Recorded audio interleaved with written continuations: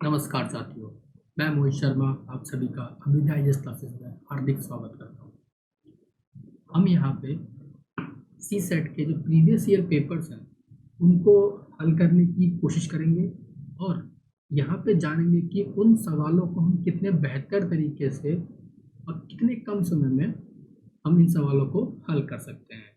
तो आइए क्लास की शुरुआत करते हैं। क्लास की शुरुआत करने से पहले मैं आप लोगों के साथ कुछ बातें जो हैं डिस्कस करना चाहता हूँ। जैसे कि मैं आपसे बोलूँ कि मैं सी सेट पेपर को यहाँ पे एनालिसिस करना चाहता हूँ आप लोगों के साथ। तो जैसा कि आप देख रहे हैं कि हमको किसी भी एग्ज़ाम्स को स्टडी करने से पहले या किसी भी एग्ज़ाम की तैयारी करने से पहले हमको ये पता होना चाहिए कि हमारा जो एग्ज़ाम है उसकी जो सब्जेक्ट्स हैं उसका वेटेज क्या है। और हमारा पेपर सी सेट है तो हमको ये पता होना चाहिए कि हमारा जो पेपर सी सेट है उसके अंदर कौन कौन से सब्जेक्ट जो है वो महत्वपूर्णता रखते हैं और उनकी इम्पोर्टेंस किस किस सब्जेक्ट की ज़्यादा है। जैसे मैं आपसे बात करूँ, हमारे सी सेट के पेपर में पहला जो सब्जेक्ट है वो है बेसिक न्यूमेरिक, जिसको बोलते हैं हम एप्टीट्यूड। दूसरा बोलते हैं हम रीजनिंग, ठीक है। और तीसरा हमारा इंग्लिश, जिसको हम बोलते हैं कॉम्प्रीहेंशन, ठीक है। तो इन तीन सब्जेक्ट की इम्पोर्टेंस जो है वो बहुत ज़्यादा है। और आपको पता है कि सी सेट का पेपर एक क्वालिफाइंग पेपर होता है, ठीक है। तो क्वालिफाइंग पेपर है तो इसमें हमको क्वालिफाई होना जरूरी है। तो ये तो नहीं है कि इसके नंबर हमारे जुड़ते हैं, बट जिसकी जो इम्पोर्टेंस है वो उतनी ही है जितनी कि एक मेरिट वाले पेपर की होती है। क्यों? क्योंकि अगर इसमें हम पास नहीं होंगे तो हमारा आगे पेपर सॉल्व नहीं होगा, मतलब आगे पेपर हमारा चेक नहीं होता है, सॉल्व की माफी चाहता हूँ, बट चेक नहीं होगा। चेक नहीं होगा तो फिर हमारा जो तैयारी का जो वो पूरी मेहनत है ना वो खराब हो जाती है तैयारी की।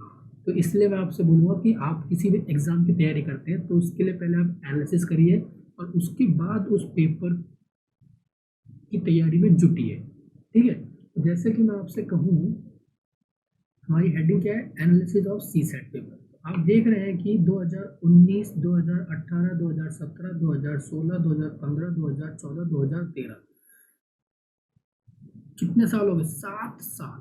7 साल का ये ट्रेंड है कि हमारे जो बेसिक न्यूमेरिकल है, मतलब जिसको हम बोलते हैं एप्टीट्यूड, ठीक है, क्या बोलते हैं? एप्टीट्यूड, या मैं बोलूँ मैथ्स, सिंपल मैथ्स, उसके 21 सवाल 2019 में आए, 18 में 24 आए, 17 में 27 आए, 31, 22, 17, 12, मतलब हमेशा इनका जो क्वेश्चनों का जो मतलब नंबर ऑफ क्वेश्चन है वो बढ़ते ही जा रहे हैं, ठीक है, मैथ्स के। और आप देखिए रीजनिंग के तो उसमें 29 है, 30, 23, 22, 28, 31, 31, मतलब अगर मैं एवरेज की बात करूँ तो 25 तो रीजनिंग के हैं और 22 सवाल लमसम 22-23 कितने हैं? बेसिक न्यूमेरिकल के। और कॉम्प्रीहेंशन से तो हर साल 30, 26, 30, 27, 30, 30, तो मतलब इसका एवरेज लमसम कितना है? अगर मैं बोलूँ तो 28 लमसम। 28 कितने हैं? इंग्लिश के हैं। तो जैसे मैं आपको यह बताता हूँ कि एवरेज क्वेश्चंस की बात करते हैं, इसकी एवरेज क्वेश्चंस की, तो आप देखेंगे कि कॉम्प्रीहेंशन का जो एवरेज क्वेश्चन जो हर साल लमसम जो आ रहे हैं वो है 28 सवाल।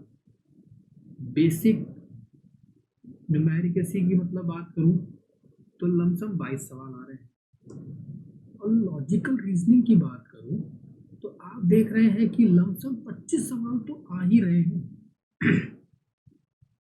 और टोटल हमारे कितने सवाल आते हैं? 80। आप देखेंगे ये 3 सब्जेक्ट ही, सिर्फ कितने?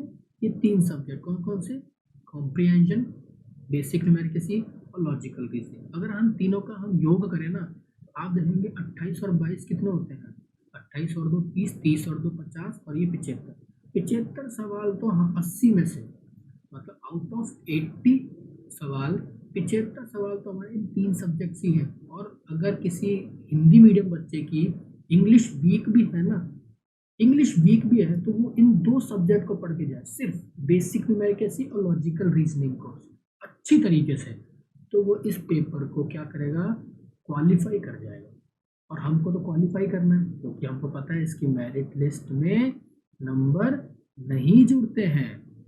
समझ रहे हैं आप कहने का मतलब? तो सिर्फ हमको, अगर कोई बच्चा डरता है कि सर मेरा तो इंग्लिश वीक है मैं क्या करूँ, तो बिल्कुल घबराने की जरूरत नहीं है। आपको सिर्फ और सिर्फ ये 2 सब्जेक्ट जो है एप्टीट्यूड और रीजनिंग, इनको थोड़ा बेहतर तरीके से पढ़िए। और मैं आपसे ये बोलूँगा कि आप सिर्फ और सिर्फ 7 साल के 7 ईयर्स के प्रीवियस ईयर कर जाइए बस।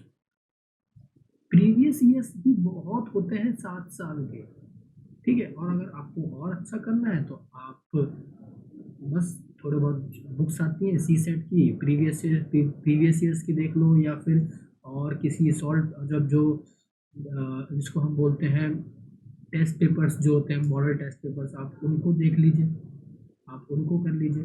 आप उनको भी करेंगे ना तब भी आपका जो पेपर है ना वो क्वालिफाई हो जाएगा। इसकी जो गारंटी है, इसको चैलेंजर मैं देता हूँ आपको, पक्के तरीके से आपका पेपर 110% क्वालिफाई होगा अगर आप इन 2 सब्जेक्ट को भी करके जाते। और मैं जानता हूँ किसी कोई भी बच्चा हो उसकी इंग्लिश इतनी वीक नहीं होती कि वो बिल्कुल भी सवाल ना करके, ठीक है। तो मैं आपसे इतना ही कहूँगा कि आप बस इन 3 सब्जेक्ट को ढंग से देखिए और अच्छे तरीके से करिए, ठीक है। तो अब बातें बहुत हुई, अब क्लास को स्टार्ट करते हैं, ठीक है। आइए,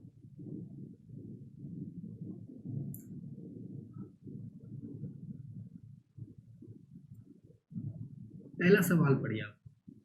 पहला सवाल कहता है, पहले इसको फुल स्क्रीन कर लेते हैं, अच्छा लगेगा फुल स्क्रीन आप लोगों को।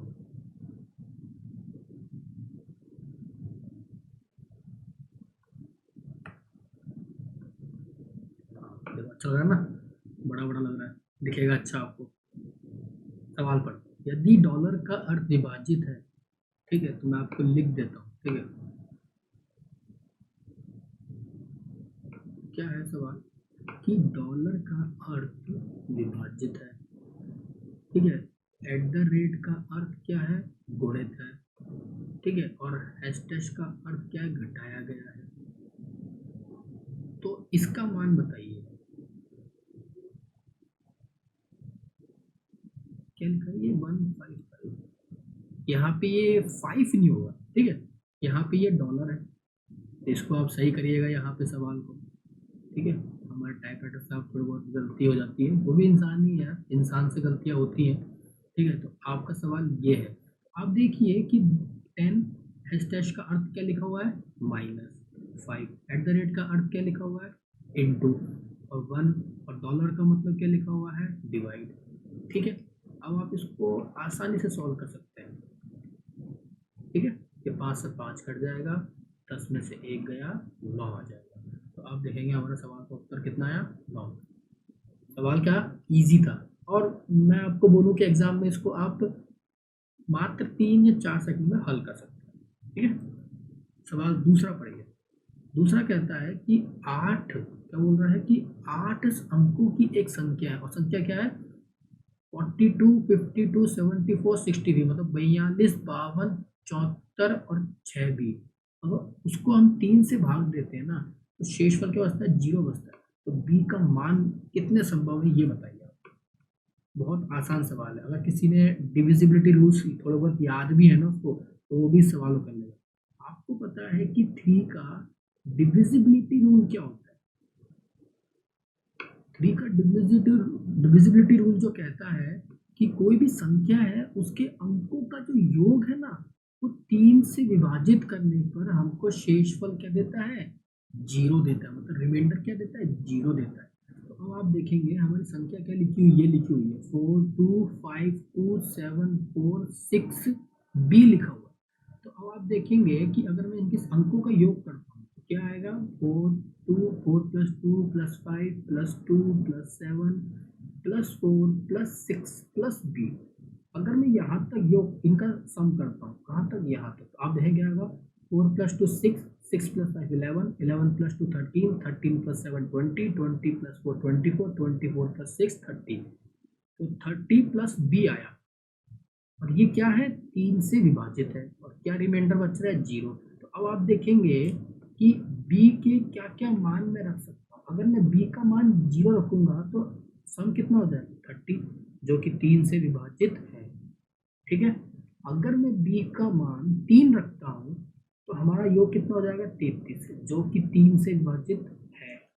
अगर मैं बी का मान 6 रखता हूँ तो योग हो जाएगा 36, और वो भी 3 से क्या है, विभाजित है। और आखिरी वैल्यू अगर मैं देखूं तो b का मान अगर मैं 9 रखता हूं तो योग कितना हो जाएगा 39, जो कि 3 से भाग जाता है। अब आप बोलेंगे सर मैं b का मान 12 भी तो रखूंगा तब भी तो योग जो है 42 होगा और जो कि 3 से भाग जाता है। पर मैं कहूंगा कि जो b है ना ये एक अंक की संख्या होनी चाहिए। क्यों? क्योंकि आप देख रहे हैं जो हमारा यहाँ पे b है, ये जो b है ना, अगर आप इसको 2 अंकों की संख्या बना देंगे, आप देखिए ये जो यहाँ पे तो क्या है हमारा अंक क्या लिखा हुआ है, मतलब हमारी संख्या क्या लिखी हुई है, हमारी संख्या लिखी हुई है 2 5 2 7 4 6 b। और अगर मैं इसकी जगह आपको लिख के दे दूं 5 2 7 4 6 और यहाँ पे मैं 12 लिख दूं तो ये तो संख्या ही चेंज होगी। और अगर आप बोले सर मेरा 2 लिख के यहाँ पे तो ये आपको एक असल कैरी करनी पड़ेगी यहाँ पे, तो यहाँ पे 7 हो जाएगा 6 की जगह, जो कि हमारा क्वेश्चन में है ही नहीं कुछ ऐसा। ये अंक जैसा ये संख्या है वही गलत बन जाएगी।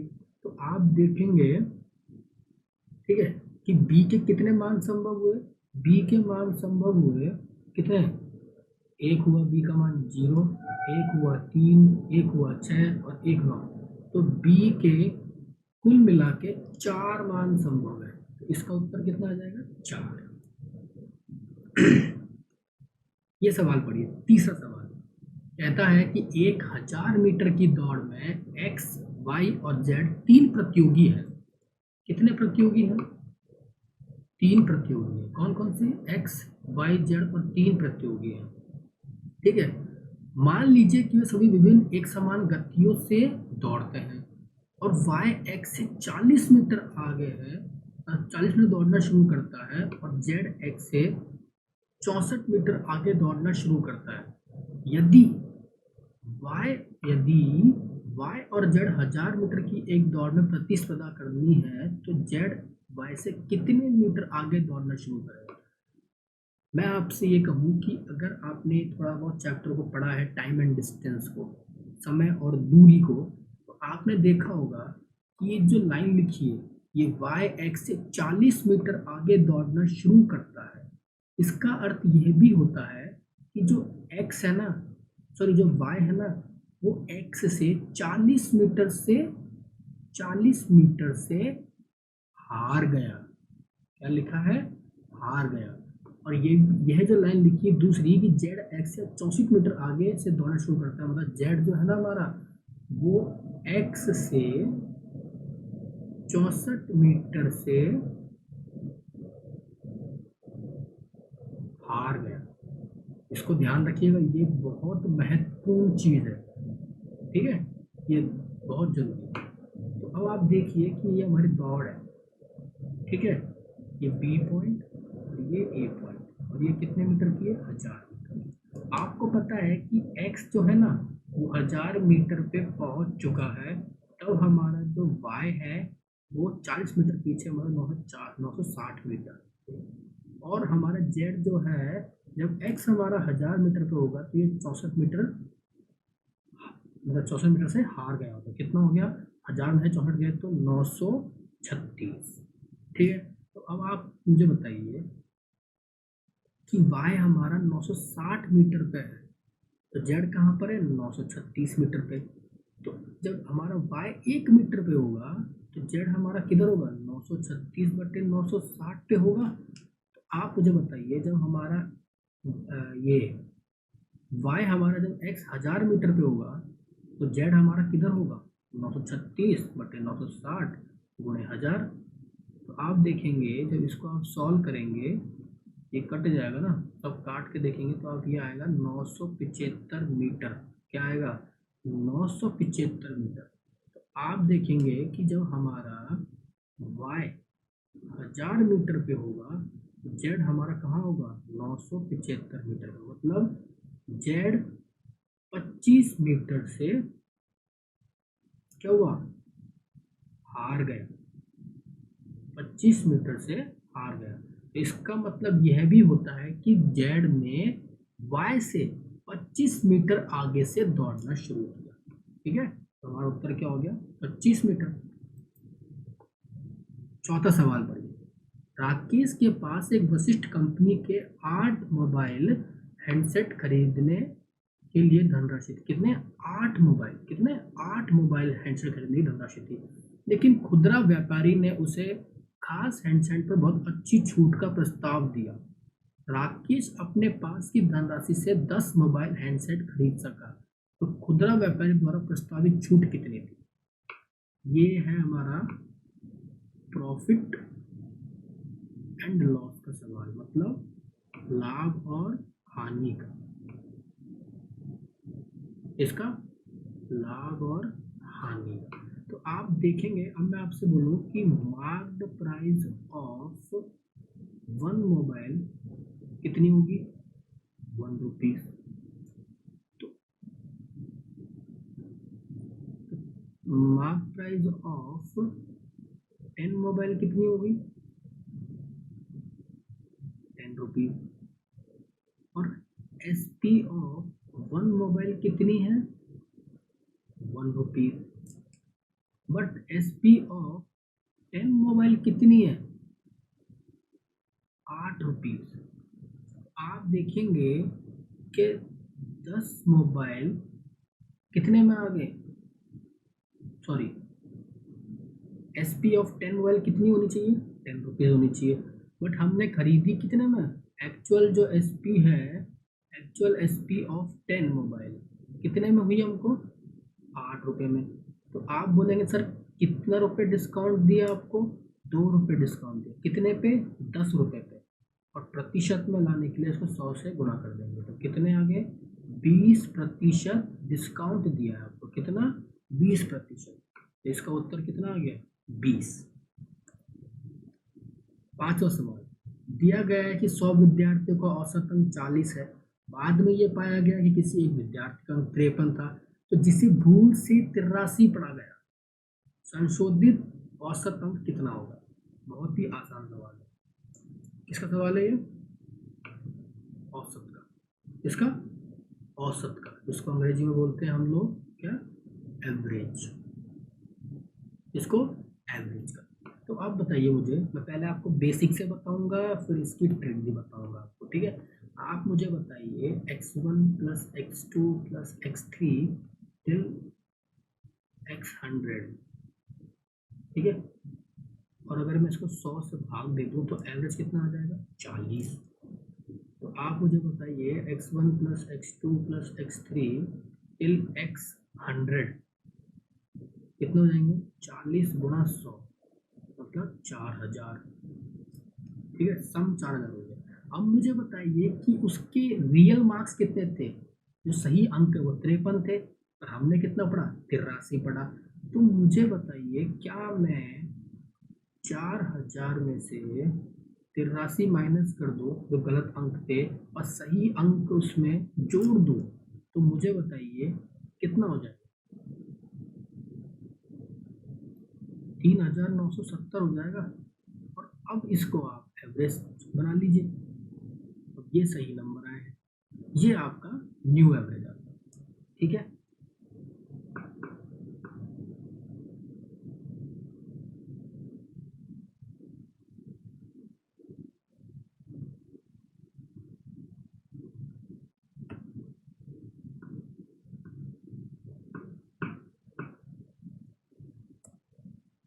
अब मैं इसका आपको एक ट्रिक बताता हूँ। और ट्रिक क्या है आप देखिएगा, ठीक है? ट्रिक बहुत ही इजी है, कुछ नहीं है ट्रिक में। आप मुझे बताइए 40 क्या है? एवरेज है। और आप मुझे बताइए हमने कितने अंक गलत जोड़ दिए? कितने?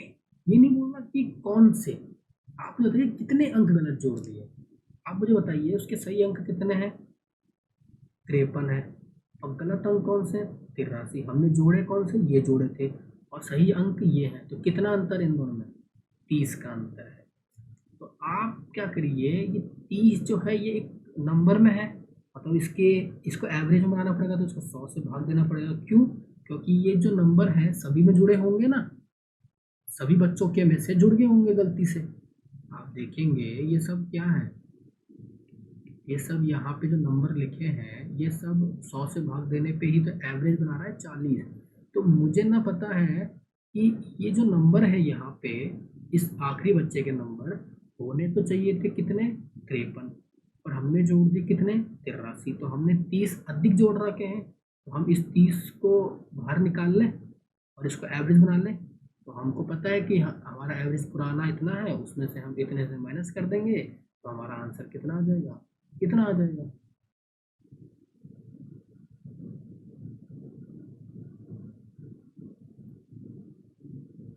इसमें उत्तर भी मिल जाएगा ना आपको।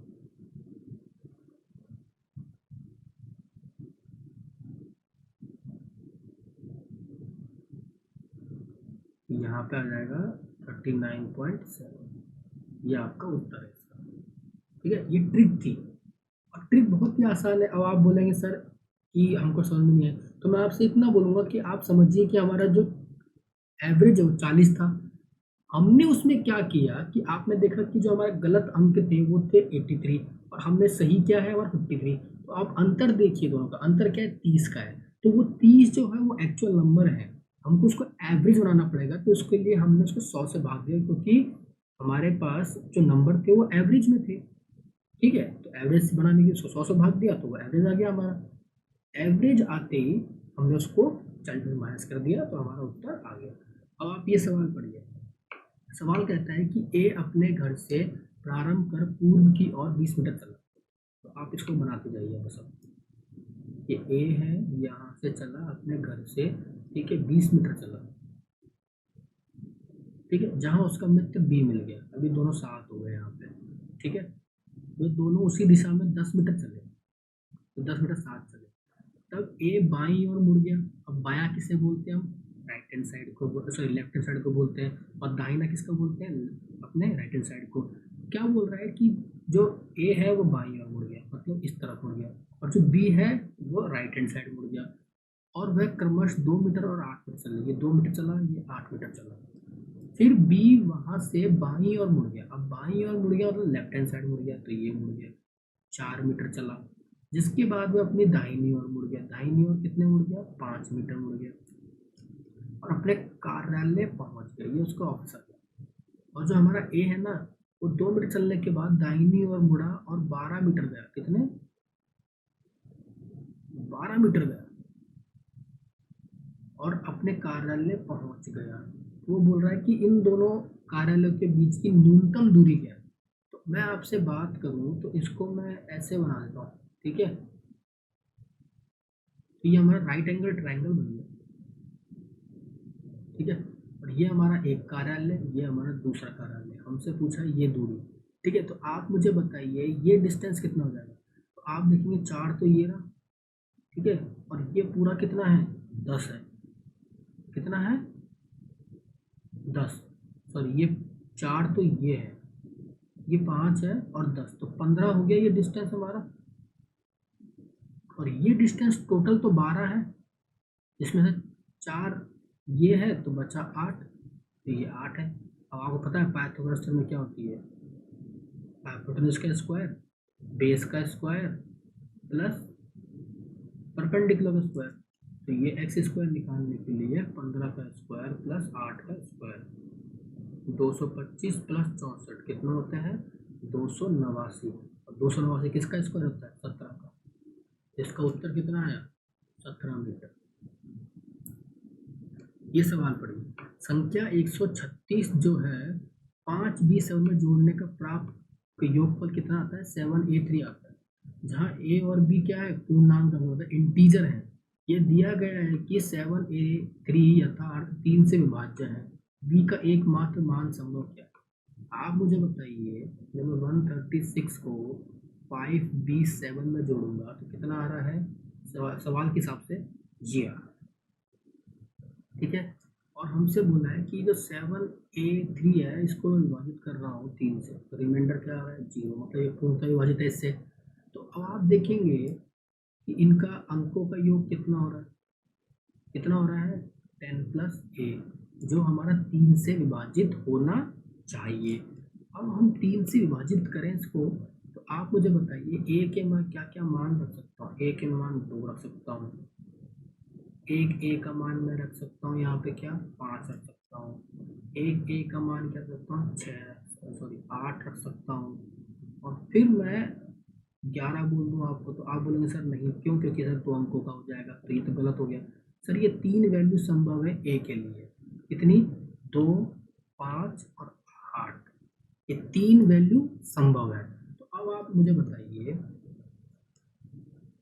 5B7 है, ठीक है, इसके और सॉरी इसको छोड़ दीजिए, ऊपर सॉल्व करेंगे इसको।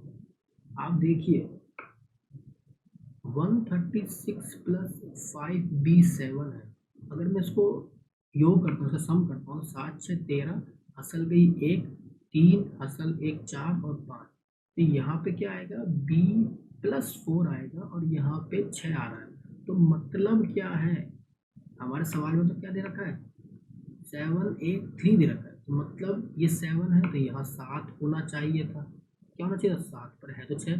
मतलब क्या है, ये जो संख्या है ना, यहाँ से एक कैरी हुआ है, मतलब ये 2 अंकों का नंबर है, इसका जो योग है वो 2 अंकों का है। तो मुझे बताइए यहाँ पे ए का मान पहले क्या है? 2 है, तो मैं 12 रख देता हूँ, तो बी का कितना मान आ गया? 8 आ गया। फिर आप देखेंगे B+4 का मान मैंने क्या रखा? 15 रखा, क्योंकि ये 5 है यहाँ पे, तो यहाँ पे क्या होना चाहिए? 15 होना चाहिए, ठीक है। तो कितना हो गया? 11, जो कि संभव नहीं है। ऐसे ही B+4 का मान कितना आ जाएगा? 18, तो B का मान कितना आ जाएगा? 14, जो कि संभव नहीं है। ये संभव नहीं है, ये संभव नहीं है, और यही संभव है। तो B का क्या वैल्यू आ गया? 8 आ गया। अब बहुत से बच्चे बोलेंगे कि सर एक की वैल्यू यहाँ पे 22 भी तो सकती है। मैं बोलूँगा आपको, जब 22 हो जाएगी तो B+4 22 हो जाएगा, तो B का मान कितना आ जाएगा? 18, और 18 आते ही आप बोलेंगे चलो ठीक है सर 18 तो आ गया, ठीक है, तो 18 तो आ गया। अब मुझे इसके लिए आपको समझाने के लिए मैं एक काम करता हूँ, ये मिटा देता हूँ पूरा, ठीक है, पूरा हटा देता हूँ ये। तो अब आप देखिए, वो जो चीज़ मैं समझ में आ गई होगी आपको, बट अब हमारे, मैं आपको बताता हूँ ए के क्या क्या मान संभव थे। 2 थे, 5 थे और 8 थे, मतलब 12 15 और 18। बहुत से बोलेंगे सर ये तो 22 भी हो सकते हैं, 25 भी हो सकते हैं, 28 भी हो सकते हैं, पर आप मुझे बताइए B+4 22 हो जाएगा, तो B का मान कितना हो गया? 18 हो जाएगा ना, क्या हो जाएगा? 18 हो जाएगा। और आप देखिए अगर ये यहाँ पे 22 भी हो जाएगा, ये तो गलती हो गया, और ये अगर 22 हो गया ना, अगर ये 22 हो गया गलती से, तो क्या है? ये 7A3 है, तो मतलब क्या है? इसके माँ यहाँ पे 2 लिखा हुआ है, 2 लिखा हुआ है ना, और यहाँ पे क्या है? ये 2 कैरी हुआ है यहाँ पे, ये 2 कैरी हुआ होगा ना यहाँ पे, तो ये गलत हो जाएगा यहाँ पे। तो क्यों? क्योंकि 136 प्लस 5B7 जो है कितना है? 7 6 13, फसल गई 1, तो कितना हो जाएगा? B+4, और यहाँ पे कितना है? 6 ही तो है, तो यहाँ पे एक ही तो जा रहा है कैरी होकर, जब तो 7 बन रहा है। अगर यहाँ पे ये आप मान लीजिए बी का मान, ए का मान 22 होता, तो यहाँ पे ये 2 हो जाता, और फिर यहाँ पे 2 कैरी जाता, तो ये 8 बन जाता, जो कि संभव ही नहीं है, हमारे सवाल से ही दूर हो जाता है, सवाल ही नहीं बन रहा है हमारा, तो ये नहीं होगा बी का मान। तो बी के मान जो है ना वो 12 15 18 ही होंगे, ठीक है, मतलब बी का जो वैल्यू है वो 8 ही हो गई, और ये ए के मान है, ठीक है, तो बी एक इसका ए की वैल्यू संभव है जो 8 है यहाँ पे, ठीक है। अब ये सवाल पढ़िए, ये सवाल कहता है कि 2 अंकों का घन पूर्ण संख्याओं का इसके अंकों का उत्क्रमित करने से बनी संख्या, मतलब रिवर्स करने से जो संख्या बनती है वो 4:7 है। मतलब अगर मैं बोलूँ कोई नंबर है 2 डिजिट का एक्स, तो इसको कैसे लिख सकता हूँ मैं? इसको क्या लिखता हूँ? इसको यही तो लिखते हैं नंबर को हम, नंबर तो ये होता है, ठीक है। आप अगर बताइए ये एक नंबर है 67, तो आप इसको क्या लिखते हैं? 10 × 6 + 7, जब ही तो बनता है ये 67, ठीक है। तो मैंने एक नंबर माना 10x+y, और दूसरा माना 10y+x, उसका उल्टा मान लिया, और उन दोनों का अनुपात दे रखा है। सॉल्व किया, 70x plus 7y equal to 40y plus 4x। इधर उधर गया तो ये आया 66x और यह आया 33y। तो x अपॉन वाई कितना आ गया, 1/2 आ गया। तो पहली x का मान हमने 1 रखा और y का मान 2 रखा, तो हमारे नंबर क्या आ जाएंगे, 12 और 21। सेकंड हमने x का मान 2 रखा और y का मान क्या रखा, 4, तो हमारे नंबर कितने आ गए, 24 और 42। तीसरा हमने x का मान 3 रखा और y का मान 6 रखा, ठीक है, तो हमारे नंबर क्या आ गए, 36 और 43। चौथे हमने x का मान 4 रखा और y का मान 8 रखा, तो हमारे नंबर हो गए 48 और 84, ठीक है। अब बहुत बोलेंगे सर हम फिर x का मान यहाँ पे 5 रख दें और y का मान 10 रख दें, तो आप देखेंगे कि 10x प्लस वाई है, ठीक है, तो 10 इंटू 5 प्लस 10 मतलब 60 और 10y प्लस x मतलब 10 इंटू 10 प्लस वाई, ये कितना होगा, 105। 105 होती है 3 डिजिट का नंबर बन गया, क्या हो गया, 3 डिजिट का नंबर, जो कि हमको चाहिए ही नहीं, हमको तो क्या बोला है सवाल में, सिर्फ 2 डिजिट का। ऐसे कितने नंबर से कितने पेयर पॉसिबल है, तो 1 पेयर, 2 पेयर, 3 पेयर और ये 4। तो सवाल के उत्तर क्या हो गया, 4। ये सवाल पढ़िए, ये परसेंटेज का सवाल है, इसका है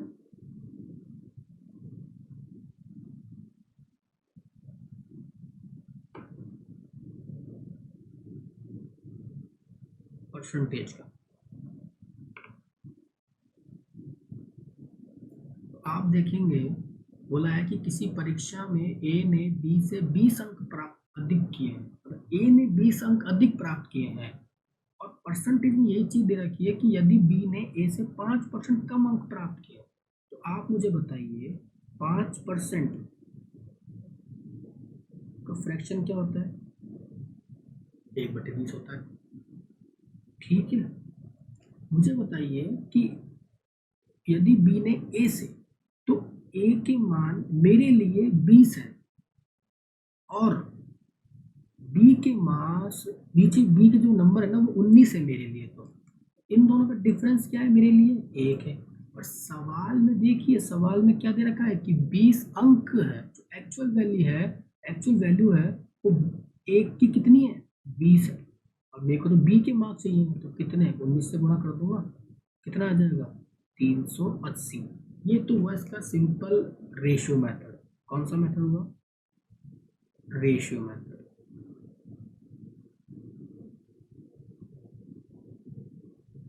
ठीक है। और अगर आप इसको चाहते हैं समझना और इसको अच्छे से समझते हैं, तो इसको मैं समझाता हूँ आपको। पहले मैं इसको मिटा देता हूँ, फिर मैं इसको करूँगा आपके लिए।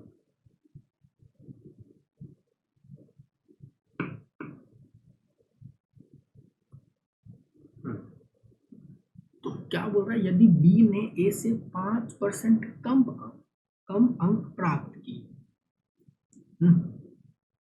आप मुझे बताइए कि ए ने अगर कितने अंक, x अंक प्राप्त किए हैं और b ने उससे 5% अंक कम प्राप्त किए हैं, मतलब x का आप 5% निकाल लीजिए, ठीक है।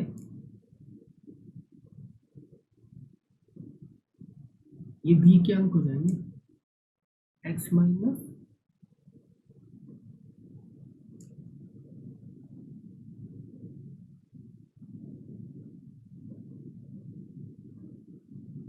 ये b के अंक है, ठीक है। तो आप मुझे बताइए कि इन दोनों का डिफरेंस कितना दे रखा है आपको, x minus 95x upon 100 equal to 20, मतलब 5x इक्वल टू कितना दे रखा है, कितना, और कितना आ जाएगा अभी, 400, मतलब x की वैल्यू कितनी आई हमारी, 400 आ गई, कितनी आ गई 400, और x हमने किसका माना था, a का माना था, और b के उससे 20 अंक कम है तो 380 नंबर हो गए, है ना सवाल इजी। मैंने आपको दोनों तरीके से बता दिया है ये चीज़ें, बेसिक से ही बता दिया इसको मैंने आपको, और ट्रिक से ही बता दिया, मतलब रेशो मेथड से। सवाल पढ़िए, यदि किसी उच्च मादी टाइप सब नींद में थे हमारे, मतलब नींद में काम करते हैं हमारे टाइप, मतलब बहुत ही बिजी आदमी है वो, यदि आएगा बात करेंगे उनसे हम कि सर ऐसी ही गलतियां नहीं चलेंगी, बच्चे डर जाते हैं आपकी गलतियों से, ठीक है। यदि किसी उचित भिन्न के अंश और हर को उतनी ही धनात्मक मात्रा तो शून्य से अधिक हो तो बढ़ा दिया जाए तो परिणामी भिन्न क्या होगा। अब मुझे बताइए, ये जो बोल रहा है उचित भिन्न मतलब प्रॉपर फ्रैक्शन, क्या बोल रहा है, प्रॉपर फ्रैक्शन। प्रॉपर फ्रैक्शन क्या होता है, जिसमें हमारा न्यूमरेटर क्या होता है, छोटा होता है किससे, डिनोमिनेटर से। मतलब कहने का क्या हुआ, अगर मैं एग्जाम्पल के रूप में बात करूं, अगर मैं 1/4 ले लूं, ये हमारा प्रॉपर फ्रैक्शन है, और इसमें मैं दोनों तरफ एक एक ऐड कर दूं, ठीक है, तो कितना बन जाएगा 2/5, जिसकी वैल्यू कितनी होती है 0.4, ठीक है, और इसकी वैल्यू कितनी होती है 0.25 होती है, जो कि बड़ी है हमारी किससे, अगर हमारा 0.4 बड़ा है किससे 0.25 से, मतलब हमेशा मूल भिन्न से छोटा होगा, नहीं, नहीं, और हमेशा मूल भिन्न से बड़ा होगा, बिल्कुल, क्योंकि हमारा मूल भिन्न तो कितना है 0.25, और अभी हमारा कितना आया 0.4 आया, तो बड़ा हुआ ना, हमेशा मूल भिन्न के बराबर होगा, नहीं। इस प्रकार हुआ कि निश्चित रूप से कुछ भी नहीं कर सकता, तो इसका उत्तर कितना हो गया बी।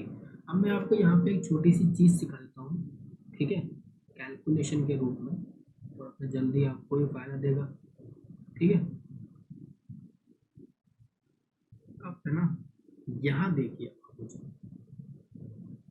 कि ये जो नंबर था ना 2/5, आप मुझे बताइए जब भी आपको यहाँ कोई भी संख्या उसको आप 5 से डिवाइड करना हो ना, तो आप क्या करें, जो ऊपर संख्या होती है ना उसको तो 2 से गुणा कर दें, उसका डबल कर दें, और 10 से फिर डिवाइड कर दो उसमें, ठीक है, मतलब ये कितना हो गया 4, और ये कितना हो गया 0.4।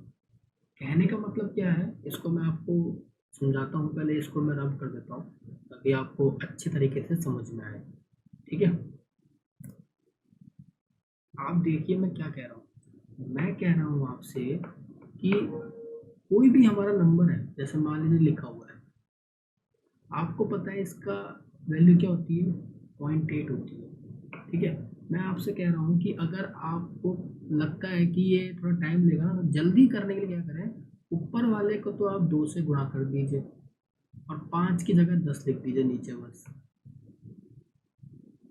अब आप बोले सर ये कैसे हुआ, तो मैं आपको बोल दूँ कि मैं 5 को क्या करूँ, 2 से गुणा कर रहा हूँ ताकि 10 बन जाए, तो 10 से क्या होता है बच्चा जल्दी कर लेता है सॉल्व, तो मैंने दोनों ऊपर नीचे दोनों तरफ गुणा कर दिया, तो ये तो हो गया 8 और ये बन गया 10, और हमको पता है कि 10 में कैसे एक पॉइंट छोड़ के जो लगाना होता है, मतलब पॉइंट छोड़ के और एक नंबर छोड़ के पॉइंट लगाना होता है बस, ये लो हमारा उत्तर आ गया इसमें का,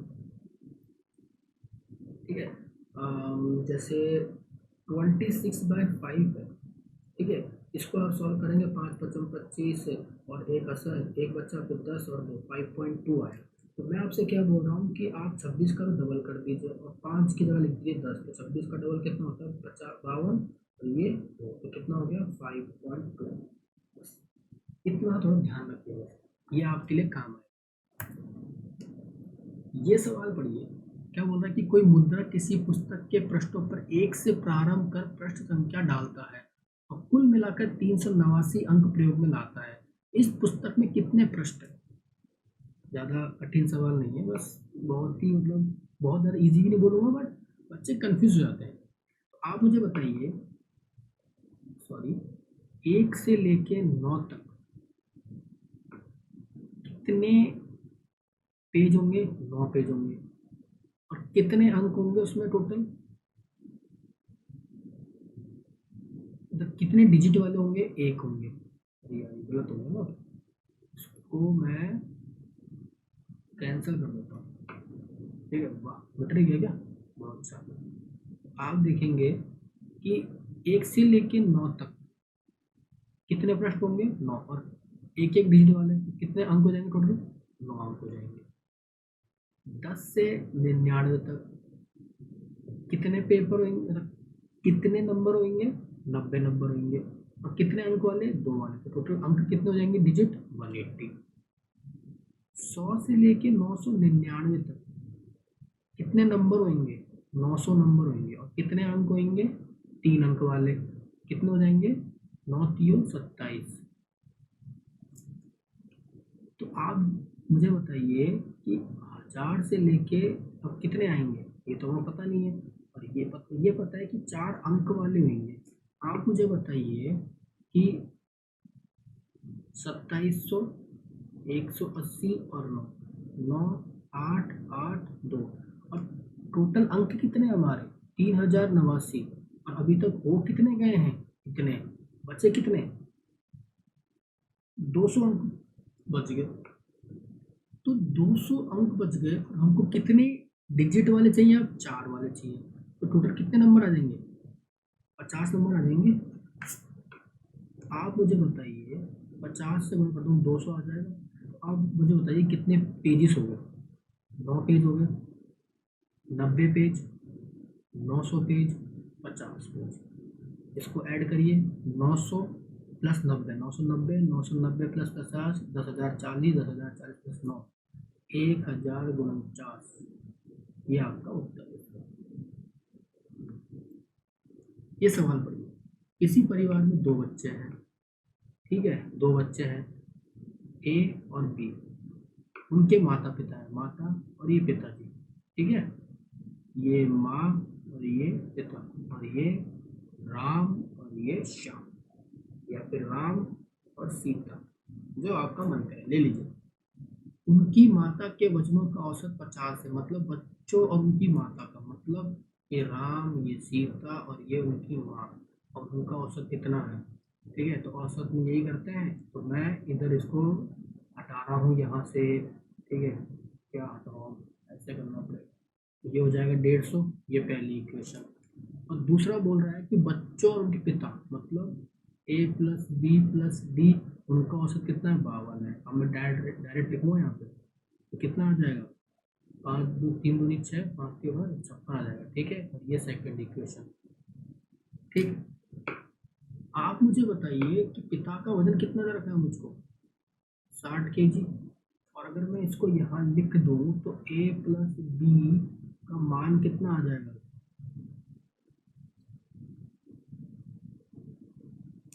96 आ जाएगा। मतलब ए प्लस बी प्लस सी जो है हमारा 150 आ जाएगा, और इसका मान 96 आ जाएगा, तो ये सी का मान कितना आ जाएगा, 54 किलो। इजी सवाल था, इसमें कोई आपको ज़्यादा गणित की जरूरत नहीं थी, बस जहाँ सवाल बोल रहा है इसमें सबको करना है, इसमें कुछ करना ही नहीं था। ये सवाल पढ़िए, वर्ष 2002 में मीनू की उम्र मीरा की उम्र की 1/3 थी, जबकि 2010 में मीनू की उम्र मीरा की उम्र की आधी थी। 2002, ये हमारी मीनू और ये हमारी मीरा, डबल, ठीक है, इसको मैंने x मान लिया, इसको मैंने y मान लिया। अब 2002 में क्या है, मीरा की उम्र जो थी ना, वो मीरा की उम्र की 1/3 है, मतलब x इक्वल टू y/3, तो पहली इक्वेशन। और 2010 में क्या x प्लस 8 हो जाएगी मीनू की उम्र, और इसकी y प्लस 8 हो जाएगी। अब क्या बोल रहा है कि 2010 में मीनू की उम्र मीरा की उम्र की आधी थी, मतलब मीनू की उम्र x प्लस 8 जो है ना, वो आधी थी इसकी, मीरा की। अब मैंने इसको इधर 2 को भेज दिया, तो 2x plus 16 equal to Y plus 8, यहाँ से y का मान कितना आ गया, 3x आ गया, इसको यहाँ पुट कर दिया मैंने, तो 2x plus 16 equal to 3x plus 8, ठीक है, मतलब x का मान कितना आ गया, 8।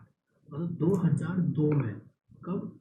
2002 में मीनू 8 साल की थी,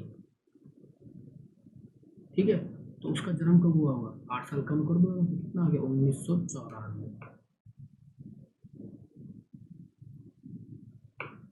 राकेश और राजेश ने एक साथ मिलकर 10 गेंदे और 10 रैकेट खरीदे। राकेश ने 1300 खर्च किए और राजेश ने 1500 खर्च किए। यदि प्रत्येक रैकेट की कीमत एक गेंद की कीमत की 3 गुनी है तो एक रैकेट की कीमत क्या है? ये रैकेट है मेरा और ये मेरी बॉल है। बॉल की कीमत 1 रुपया है तो इसकी कीमत 3 रुपया है, ठीक है। और खरीदी कितनी? 10 गेंद और 10 रैकेट। तो टोटल बिल रैकेट का तो हुआ 30 रुपये और इसका हुआ 10 रुपये। तो टोटल बिल कितना हो गया मेरे हिसाब से? मेरे हिसाब से बता रहा हूँ, मतलब कितना हो गया? 40। पर क्वेश्चन में कितना दिया है? 1300 खर्च किए हैं हमारे राकेश ने और 1500 खर्च किए हैं राजेश ने, मतलब 2800 रुपये। तो 2800 की वैल्यू कितनी है? 40 रुपये। और एक रैकेट की वैल्यू कितनी है मेरे साथ? 3 रुपये है, ठीक है। कितनी आ गई? 210 रुपये। ये वही है रेशियो मेथड जो मैंने आपको थोड़ी देर पहले समझाया था। रेशियो मेथड बेसिक से मुझे पता है आप लोग कर लेंगे। ये मैंने आपका टाइम सेव करके टाइम सेव किया है मैंने कि आप इसको जल्दी कैसे करेंगे। तो बहुत अच्छे एक्स मानेंगे इसमें, फिर करेंगे तो टाइम ज़्यादा लग जाएगा। पी क्यू आर 3 नगर हैं। पी और क्यू के बीच की दूरी 60 किलोमीटर है, जबकि पी और आर के बीच की दूरी 80 किलोमीटर है। क्यू पी के परिश्रम में परिश्रम नहीं, पश्चिम में है और आर पी के दक्षिण में है। तो क्यू और आर के बीच की कितनी दूरी है? तो बताइए, ये पी है मेरा, पी के पश्चिम में तो क्यू है और आर जो है उसके दक्षिण में है। इन दोनों की दूरी पूछ ली। तो मेरे को लगता है ये सवाल आप कर लेंगे, इसमें कोई बड़ा मतलब बड़ी बात नहीं है, ठीक है। 60 का स्क्वायर प्लस 80 का स्क्वायर करना है और हमको ये एक्स स्क्वायर बताना है, तो सिंपल सा 100 आ जाएगा इसका उत्तर। तो पाइथागोरस थ्योरम। ये सवाल बताइए, ये सवाल अच्छा सवाल है, ठीक है। मतलब इसमें आपको ना थोड़ा सा अपना दिमाग लगाना पड़ेगा, थोड़ा सा दिमाग के साथ साथ लॉजिकल भी सोचना पड़ेगा, मतलब सब कुछ है इसमें। थोड़ा टाइम भी खाएगा, पर टाइम हम कैसे बचत कर सकते हैं वो आपको मैं अब इसमें बताऊंगा, ठीक है। तो आप इसके लिए बिल्कुल ही मत सोचना कि सर मतलब कैसे हम इसमें अपना टाइम नहीं रखते, ठीक है। थोड़ा सा हमको दिमाग लगाएंगे और वो सोचेंगे कि कैसे करेंगे हम, ठीक है। तो आइए उसको हम समझते हैं। अब आप देखिए कि क्या बोल रहा है कि 1 से 1000 तक, कहाँ से? 1 से लेके 1000, ठीक है। तो मुझे बताइए 1 से लेके 10 तक 5 कितनी बार आता है? एक बार। 11 से लेके 20 तक एक बार। ऐसे ही सिर्फ है ना, 41 से लेके 50 तक कितनी बार आएगा? 2 बार। और 51 से लेके 60 तक कितनी बार आएगा? 9 तो वैसे आएगा और एक 5 5 मतलब 2, ठीक है। 51, देखो इसमें क्या है, 51 52 चलते चलते 60 तक। तो यहाँ तो 9 तो आएगा ही आएगा और एक डबल बार यहाँ पे 55 55 आ रहा है ना, तो 2 बार आ रहा है। अगर मैं एक एक करूँ, एक एक एक ऐसे 9 बार, फिर एक ये एक्स्ट्रा, तो 10 तो यहाँ आएंगे, ठीक है। तो मुझे बताइए अब आप, ये 2 हो गए और बाकी बच गए मेरे 8। कैसे बच गए? 31 से लेके 40 वाले, 61 से 70, 71 से 80, 81 से 90 और 91 से 100। यहाँ सब में एक एक बार आएगा। क्या आएगा? एक एक बार आएगा। तो टोटल 1 से लेके 100 तक कितनी बार आएगा? कुल मिला के 20 बार आएगा। कितनी बार आएगा? 20 बार आएगा, ठीक है।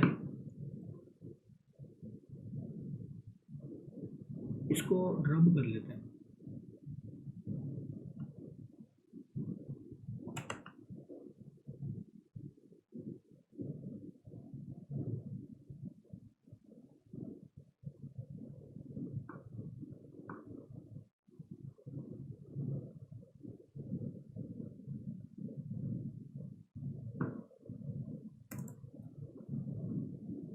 ठीक है। तो मैंने आपको बताया कि 1 से लेके 100 तक कितनी बार आएगा, 20 बार आएगा, ठीक है। अब मुझे बताइए 101 से लेके 200 तक कितनी बार आएगा, 20 बार आएगा, ठीक है। ऐसे ही 201 से लेके 300 तक 20 बार आएगा, ठीक है। फिर 301 से लेके 400 तक 20 बार आएगा। तो ऐसे आप देखेंगे कि 9 बार होएगा, ठीक है। तो 180 मैंने कौन छोड़ दिया, मैंने छोड़ दिया 501 से लेके 600 तक। इसमें हमको देखना पड़ेगा कि कितने आ रहे हैं। आप मुझे बताइए 501 से लेके, ठीक है, कहाँ से 501 से लेके 510 तक 5 कितनी बार आ रहा है, ये बताइए आप तो।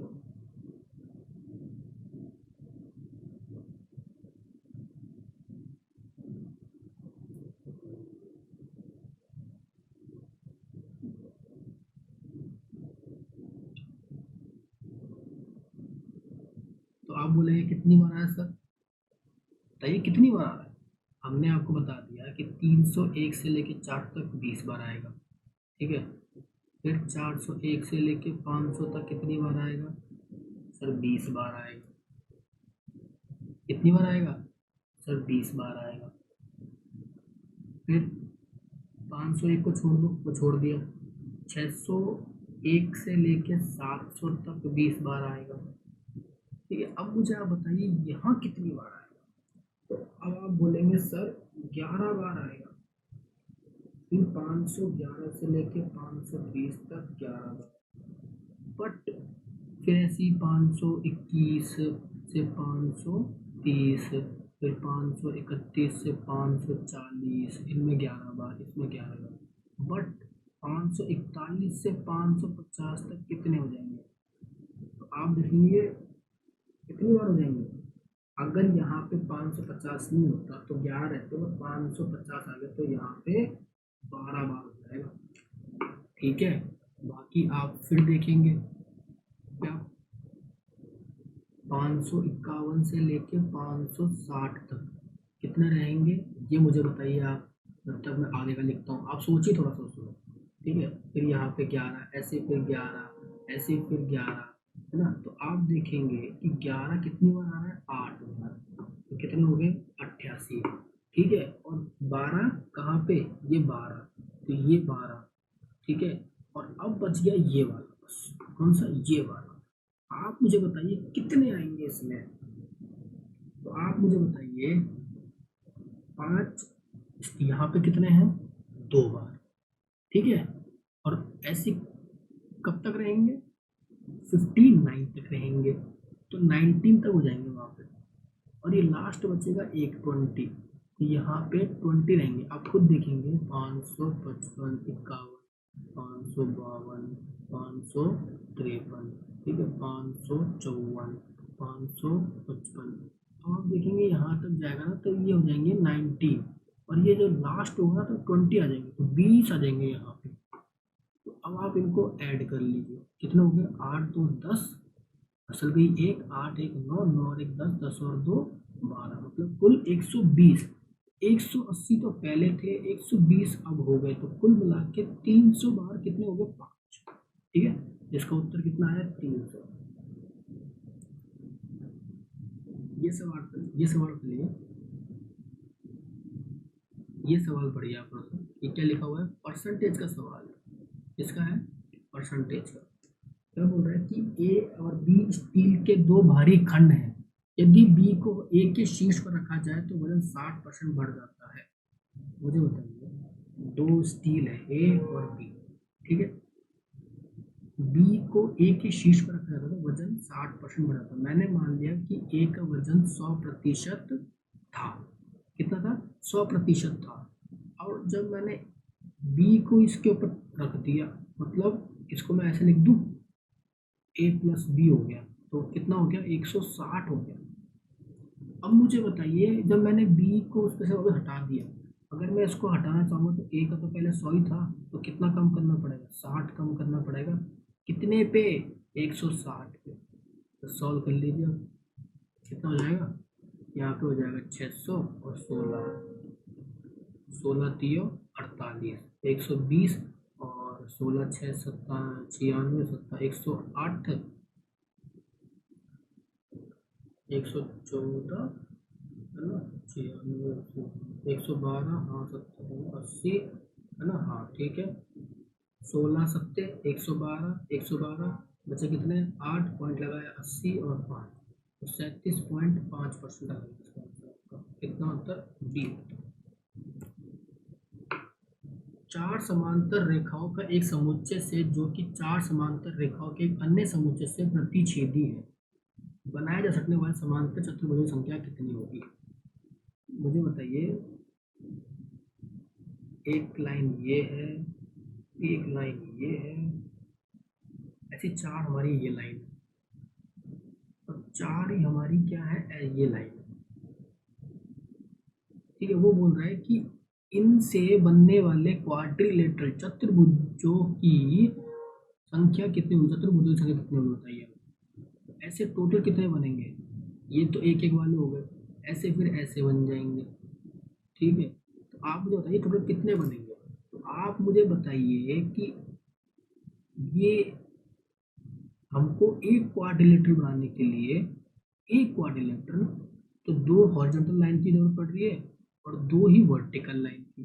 तो मेरा तो ये सवाल जो है कॉम्बिनेशन का, तो चार में से मुझे दो की जरूरत पड़ रही है हॉरिजॉन्टल की और चार में से दो की वर्टिकल की। तो ये 6 और ये 6, इसको सॉल्व करेंगे तो ये 36 आ जाएगा।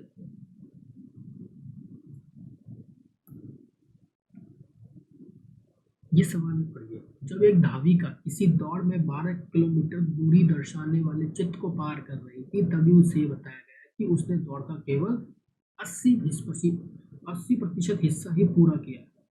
इस स्पर्धा में इस धाविका को कितने किलोमीटर दौड़ना था।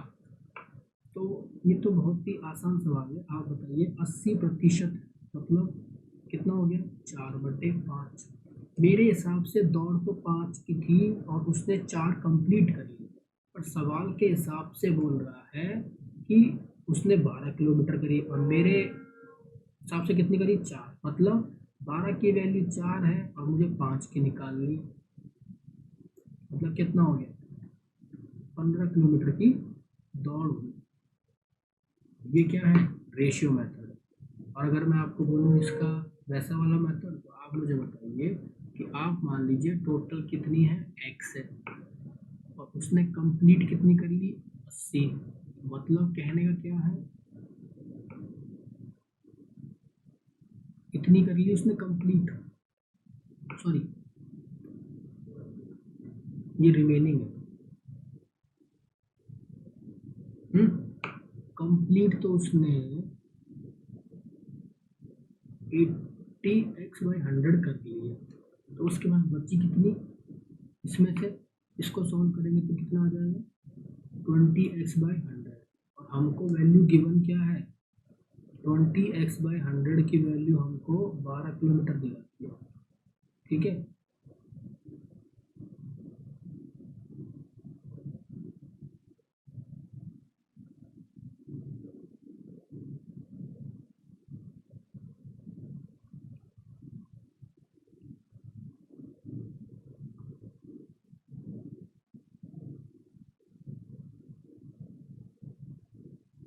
कुछ गलत हुआ क्या मुझे,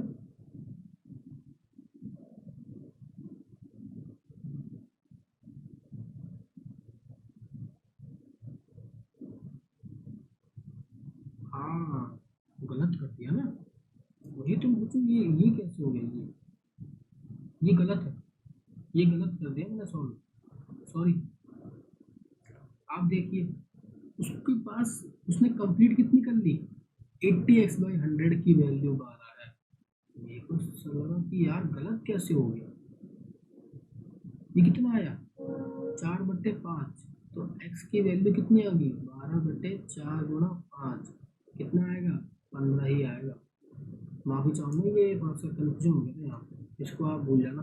ठीक है, आपको बस इतना याद रखना कि टोटल हमारी कितनी थी, x थी, रिमेनिंग कितनी हुई 20x/12 और कंप्लीट कितनी कर ली थी 80x/100, तो आप देखेंगे कि मतलब 80x/100 की वैल्यू हमको गिवन है, 80x/100 की वैल्यू हमको 12 गिवन है। वही सॉल्व करके आप आगे देखेंगे तो 15, इसका आंसर कितना आ गया 15। राजू के पास 9,000 रुपये हैं, कितने हैं 9,000, और वह एक मोबाइल हैंडसेट खरीदना चाहता है, लेकिन उसको पता चलता है कि उसके पास हैंडसेट खरीदने के लिए 75% राशि है।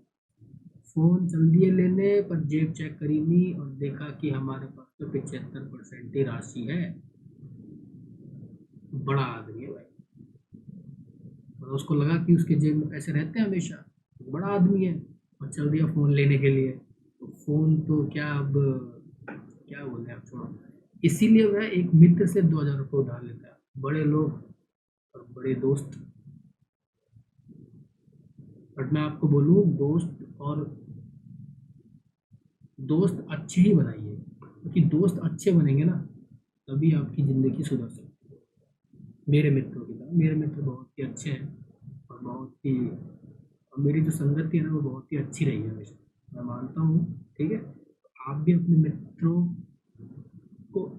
का चुनाव जो है ना बहुत अच्छी तरह से करिएगा। ठीक है, अब तो सवाल पे आते हैं, बातें करते रहिए कभी ज़िंदगी भर, पहले आप फ्रेशन हो जाए इस बार। 75% की वैल्यू का गिवन है, 3/4 होती है फ्रैक्शन में। तो मुझे बताइए, मेरे हिसाब से फ़ोन की कीमत 4 है और उसके पास तो 3 ही रुपये हैं, पर सवाल के हिसाब से उसके पास 9,000 रुपये है और मेरे हिसाब से वो 3 रुपये के बराबर है। तो मेरे को तो 4 रुपये की वैल्यू बताओ भाई कितनी होगी। तो आप बोलेंगे सर 12,000 रुपये का फ़ोन था, लेकिन उसके पास 9,000 थे और दोस्त ने 2,000 दे दिए, मतलब उसके पास 11,000 रुपये हो गए, और उसके पास अभी भी 1,000 रुपये की कमी है। सर कमी है तो कमी है। तो आप देखेंगे कि सवाल, उसके जो ऑप्शन है, राजू के पास अभी भी हैंडसेट खरीदने की पर्याप्त राशि नहीं है, ये बिल्कुल सही है। राजू के पास ठीक उतनी ही राशि है जितनी हैंडसेट खरीदने के लिए आवश्यक है, गलत। राजू के पास हैंडसेट खरीदने के लिए पर्याप्त राशि और हैंडसेट के बाद उसके बाद 500, ये तो बड़ बोल जैसी बात कर दी इसने, छोड़ दो उसको। तो राजू के पास हैंडसेट खरीदने के लिए पर्याप्त राशि और हैंडसेट खरीदने के बाद उसके पास 1,000 रुपये, ये और भी उससे बड़ा वाला आदमी है, मतलब सब गलत है। तो इसका उत्तर सिर्फ ए ही रहेगा। ठीक है, वाह, मतलब हमने सवाल खत्म कर दिए और आपने देखा कि जो हमने सवाल करे वो सब कितने इजी हैं, और हम उनको अगर लगातार करते जाए ना, मतलब रुके नहीं, तो मेरे हिसाब से गिनती के 15 मिनट के सवाल है। 15 भी मैं ज़्यादा बोल दिया आपको, 15 भी ज़्यादा बोल दिया मेरे हिसाब से। मैं, अगर आप इसको, मतलब किसी बच्चे की थोड़ी सी अच्छी प्रैक्टिस है ना और उसको समझ में आ रहे हैं सवाल, तो वो मेरे हिसाब से 12-13 मिनट में कर लेगा सवालों को। कितने, 12 से 13 मिनट में सवाल कर सकता है। ठीक है, और आप ना प्रीवियस ईयर के क्वेश्चन जरूर लगा के जाइएगा, आप देखिएगा आपको रिजल्ट बेहतर मिलेगा, मैं आपको गारंटी कर सकता हूँ आपको इस चीज़ के लिए। ठीक है, तो इस वीडियो को यहीं पे हम रोकते हैं, अंत करते हैं, और आप क्लास ख़त्म होने के बाद जब हम वीडियो को ख़त्म कर देंगे, तो आप कमेंट बॉक्स में ज़रूर बताइएगा कि आपको ये वीडियो कैसा लगा, और इसमें कमेंट करके लिखिएगा कि आपको इसमें क्या क्या खामियां लगी। अगर आपको अच्छा लगा है तो अच्छा लिखिएगा, बुरा लगा है तो बुरा लिखिएगा। तो आप, इसलिए हम आपसे ये बोल रहे हैं ना, ताकि हम को जो भी कमियां हैं हमारी वो हम देख सकें और आपको बेहतर तरीके से कंटेंट प्रोवाइड करा सकें, और बेहतर तरीके से हम आपको सोल्यूशन प्रोवाइड करा सकें। ठीक है, तो आप हमारे चैनल को लाइक करिए, सब्सक्राइब करिए, और ऐसी ही वीडियो के लिए हमारे जो घंटी का जो बेल आइकन है ना उसको दबा लीजिएगा, ताकि आपके पास नोटिफिकेशन आते रहेंगे। ठीक है, धन्यवाद, जय हिंद, जय भारत।